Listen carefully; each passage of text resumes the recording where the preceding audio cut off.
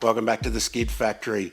After our successful fire-up of the Fully Rebuilt TD42 last week, we're now ready to move on to some of the other jobs that need to be done to get this thing ready to be put on the road, or on the dyno first, as it were.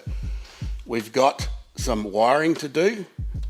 I just jerry-rigged the wiring so we could start the engine last time, but we've got to feed that into the car and connect it up to the appropriate ignition sources and stuff like that under the dash there. The wiring is very much simplified because it's no longer a electronically controlled engine, but there's still some things to do. We've got a little tachometer adapter that we've got to fit up to the wiring that I've added to go through from the factory tach pickup on the engine. And then this basically is like an amplifier that receives that weak signal, amplifies it, changes its pulses per revolution, and then feeds it up into the tacho. Then you can adjust it to make sure that the tacho is reading correctly. So we've got that to do, and we've also got from Just Race Parts this multi-gauge that they've sent us. It's a 14-in-1 multi-gauge, so that little thing there replaces 14 gauges that you could have up your pillow, which Gus would probably like, but he's not having. So we've got a lot of the sensors actually already fitted to the engine, which you would have seen last episode, but some of the added ones we've since done the dump pipe, and that's fitted up. I've put the two exhaust sensors in that, so we've got two. Unusually, this actually has a diesel oxygen sensor, so we'll be able to see both the air-fuel ratio and the exhaust temperature. So most people just run exhaust temperature gauges on their diesels, which is definitely a great idea, but the oxygen sensor is a sort of a next level thing where you can actually see if you are at your optimum air-fuel ratio for a diesel, which is much leaner than a petrol engine. So let's get stuck into that. Following that, we've got a full Dobinsons suspension kit to go in the car.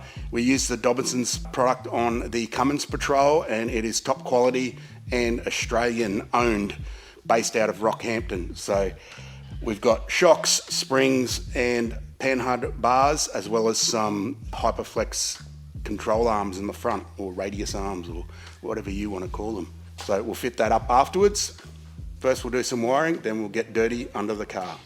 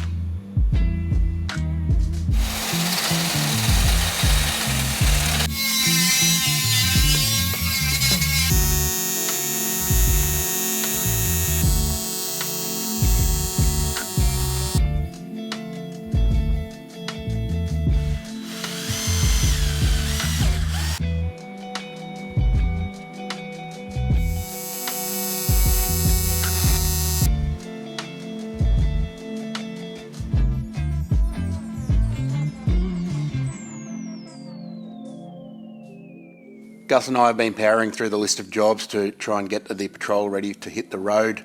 It's coming together really nicely now. We have plumbed up the water to air intercooler, so we got the plasma and core here, which we've recycled from a previous project.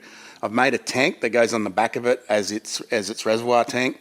We messed around a bit and ended up bolting it on the back of this unit itself, which has turned out really nicely. It's plumbed up with -12 or 3/4 inch hose, which is the norm for water to air. On the other end there, we've got coming out of that tank into a Raceworks supplied charge cooler pump specifically for this task. So then it pumps down into the bottom of this, or the top of this radiator, I think, cools it off, and then back into the cooler and just continues to circulate. So it's pretty simple, but this makes it a lot easier to get things to bleed out and that sort of thing. So something you've got to think about with a water to air intercooler.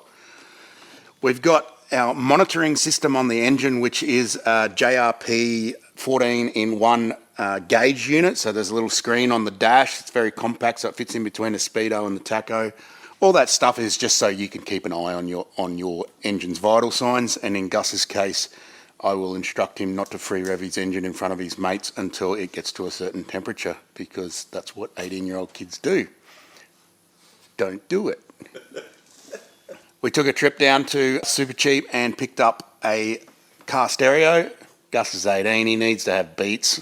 I don't really care about it. My cars don't have stereos, but I'm not 18. So he's actually installed that himself, which is kind of a rite of passage for a young fella that's into cars, is to install your own stereo. So he's done a great job. It was reasonably simple, but I've taught him how to solder and heat shrink and stuff like that, and he's done all that sort of stuff and fitted it up, and it's all working very nicely.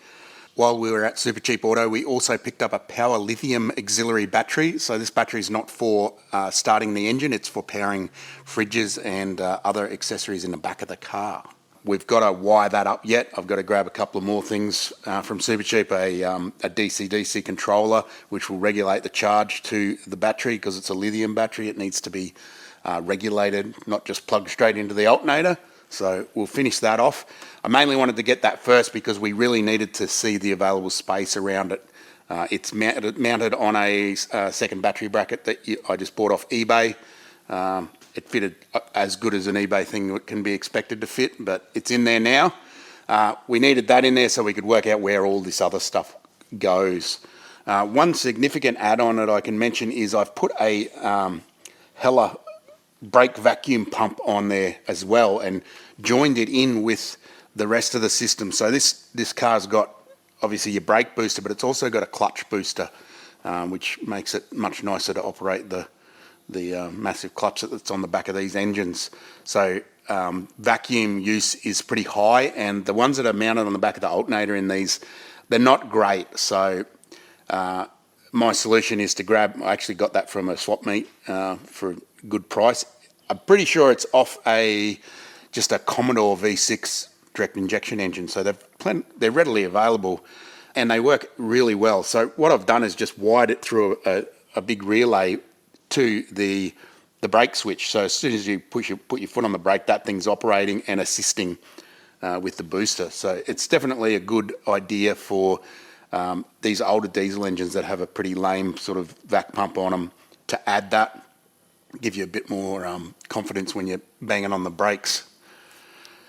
From here, we have to move on to fitting the suspension up. We've got most of a full kit from Dobinsons, who are a great supporter of us and make awesome Australian products. So we got a set of springs. Some of this stuff is actually left over from my Cummins project that I had to change things around because we had weight differences and stuff like that, and we had to kind of experiment with spring, the spring rate. And I've got a set of TD42 based springs that were in the Cummins that I took out because they weren't quite right for the engine weight. We're going to stick those in.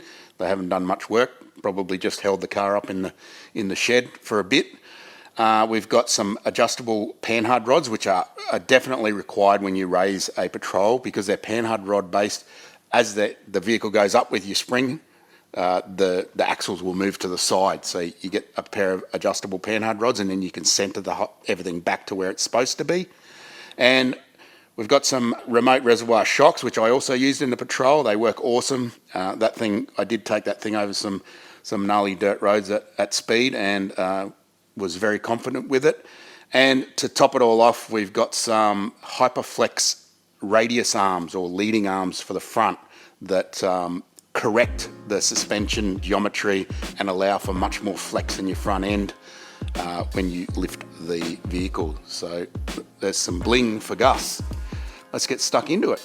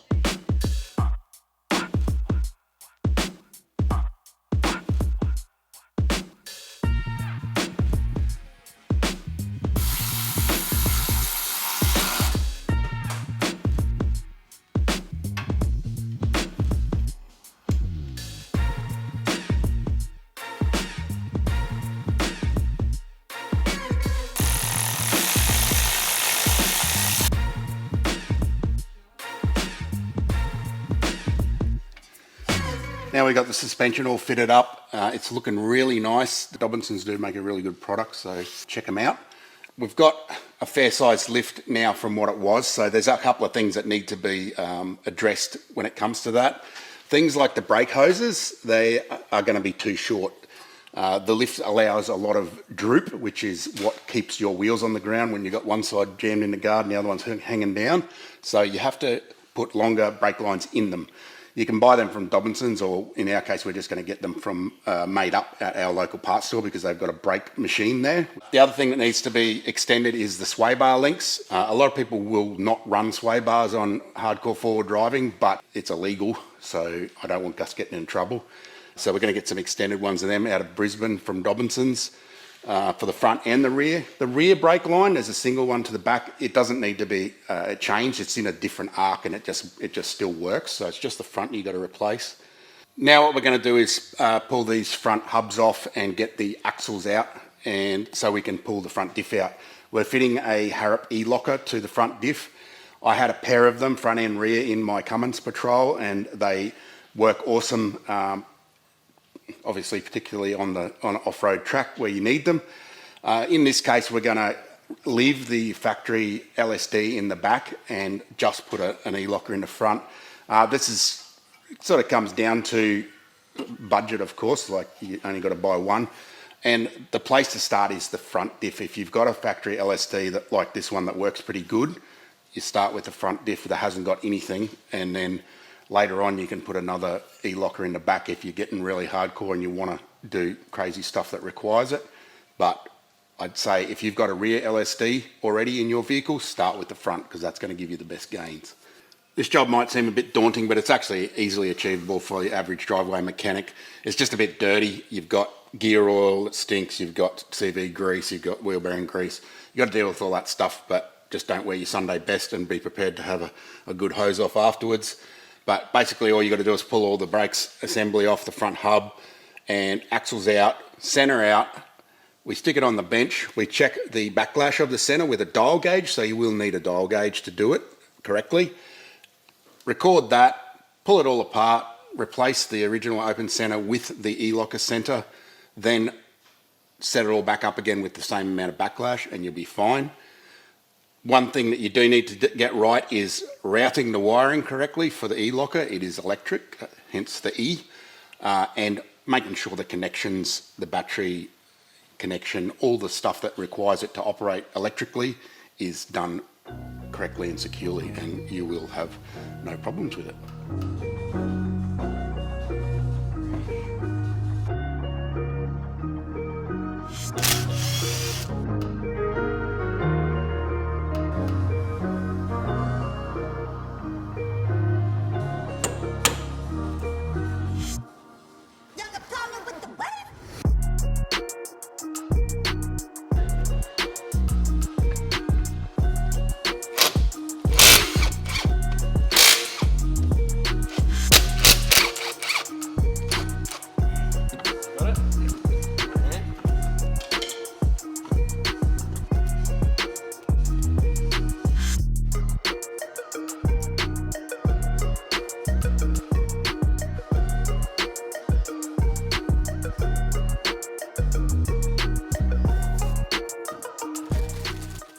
Diff's mounted up in the vise just so it doesn't fall on our feet. First thing you've got to do is check that backlash. So this is your sort of master measurement that you need to get to return to the same amount, and that's actually, it's the clearance between the crown wheel and the pinion. Because we're not touching the pinion height, if we get that backlash right, it shouldn't change the mesh at all. So that's our first step. We've got that, we've written it down, and we've also checked the book that we got from the swap meet, and it's within the spec that Nissan says is correct. So that's a good start. From here, we will pull this apart, take that crown wheel off, bearings off, and swap it all over into this Harrop e-locker. You can see it's got Eaton written on it. Eaton is the sort of technology provider for this product, and Harrop then machines housings and whatnot to make them fit into certain vehicles. So it is a sort of a joint project, so to speak. This is specifically for the front diff. It is written on the box. So 31 spline axle, and for obviously all patrols GQ right up to the end of the GU in 2016. So let's pull it apart and get stuck in.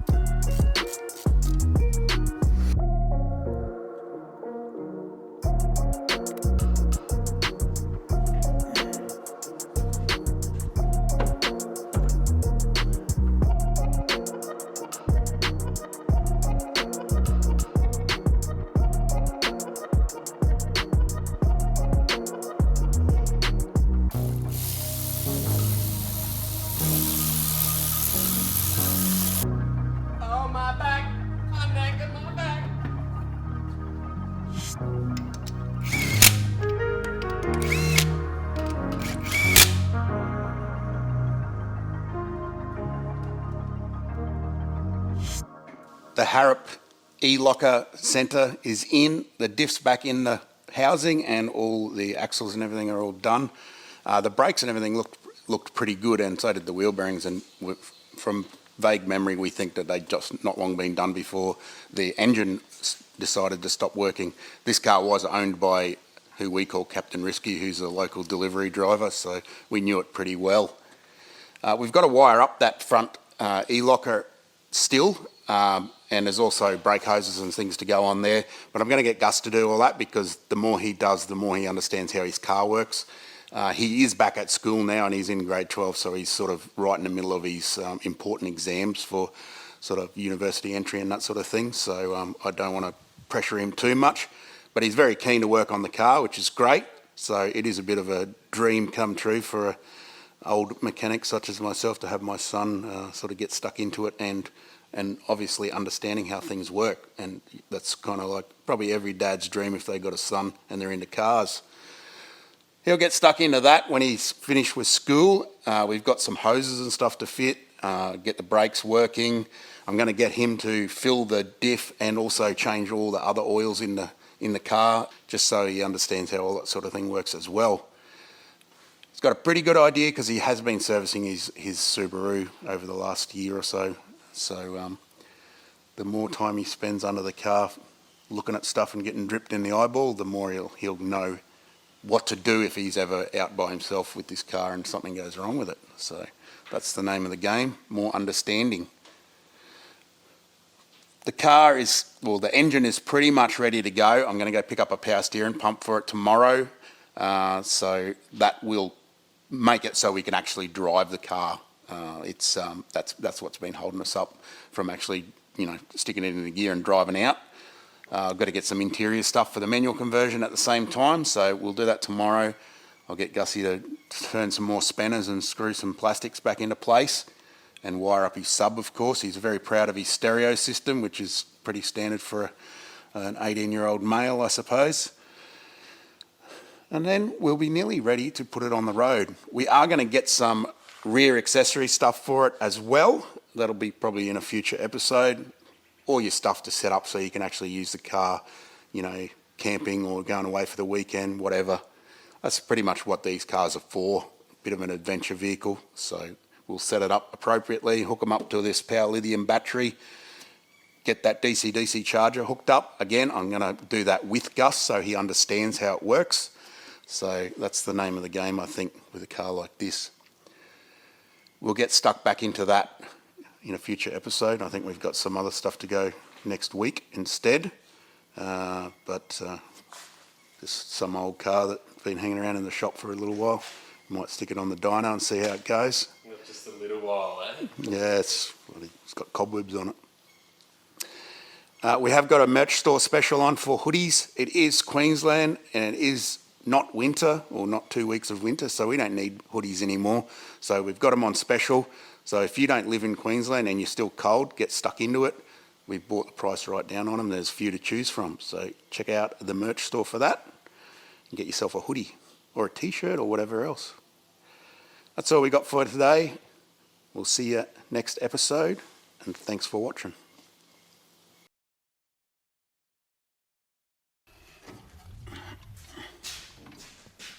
We still haven't given Kane a shout out yet. Who? Kane. Who? Captain Risky. Oh, Captain Risky, yeah. Cheers, Captain Risky, for looking after your car all those years. Look at those headlights. And then letting me leave it in a paddock for 4 more years after that, and ruining it. Wait, where did it go before? Who did Risky sell it to? Who was that? Brad. And Brad left it in a paddock. It wasn't in a paddock, it was in a carport, but it was Brad eaten and covered in schmutz. Thanks for replacing the brakes and the tyres and everything else before you blew the ZD30 up. Yeah, it's going to good use now, don't worry. It will be. 62s. Hey, seeing as you're a patrol lover, would you own a Y62 VK56 Yo? I would if they weren't expensive. They are expensive, eh? They're a nice looking car though. They couldn't give them away when they first came out. I know, how funny is that? They didn't sell. Now they're like hotcakes. Because they've got that LED light on the front makes them look snazzy. It's probably because people realise that the petrol V8's better than the Land Cruiser diesel V8. Or probably the Land Cruiser diesel V6 that's out now. Glorified Pajero with... Are they solid? Glorified? I don't know about that. Are they solid rear? Are they like independent front and rear? They are, aren't they? I don't know. Not sure. Maybe. We had one in America. It was good. Dave used to drive it around in second gear at Red Line. Are they patrols over there? Or are they something else? Armada, it's called. Armada, yeah. But a nice car. But which Dave? Dave Fraber. Oh, yeah. Hi, Dave. Hey Dave, how's that whole saw going? Shout out to Burnt Whole Sauce.